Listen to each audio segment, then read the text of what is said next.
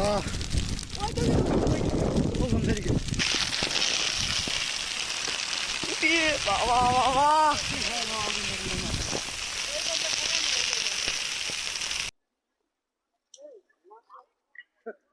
কাটা হয়ে গেছে, গমের ওই নাড়া পড়ে আছে, নাড়া পোড়ানোর জন্য মানে ফাঁকা জমি পুড়ি ও পরিষ্কার করে জমি চাষ করবে আর কি, এই উদ্দেশ্যে আগুন লাগিয়েছে।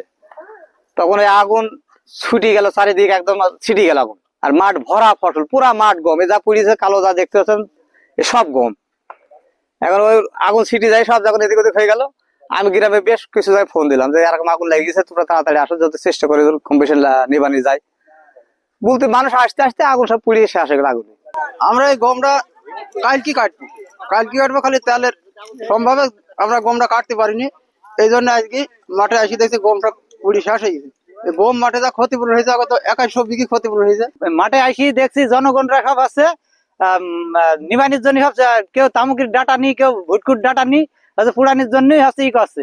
আর আমি আসি আবার ফের সব জনগণকে সাথে ই করি, ধরো কিছু কিছু বাকরি বাকরি সব আছে নিবানি ফায়ার সার্ভিস আসছিল, আসি ওনারা আমাকে মানে ই করার পরে হচ্ছে আসলো, আসার পরে তাও হচ্ছে ওই মাঠের ভিতরে একটু আগুন জ্বলছিল, কিন্তু হচ্ছে ওরা মাঠের মধ্যে নামতে পারলো না, কারণ হচ্ছে গাড়ি তো আর মাঠের মধ্যে নামাইনি যায় না।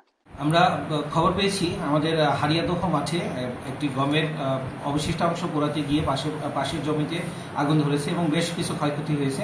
আমরা সংশ্লিষ্ট ব্লকের উপসহকারী কৃষি কর্মকর্তাকে সরেজমিনে পরিদর্শনে পাঠিয়েছি। হয়তোবা পরিদর্শন শেষে আমরা বলতে পারবো কী পরিমাণ ক্ষয়ক্ষতি হয়েছে। তবে আমরা কৃষকদেরকে অনুরোধ করব যে এভাবে খোলা মাঠে আগুন নিয়ে আমরা ঝুঁকি না নিতে, কারণ আমরা যদি আগুন লাগিয়ে দিই পার্শ্ববর্তী ফসলের ক্ষতি হতে পারে। একই সাথে জমিতে থাকা যে সকল অণুজীব আমাদের জমির উর্বরতা বৃদ্ধি করে, সে সকল অণুজীব অনেক সময় নষ্ট হয়ে যায়, যার কারণে আমরা নিরুৎসাহিত করছি কৃষকদের এভাবে খোলা মাঠে আগুন দেওয়ার জন্য।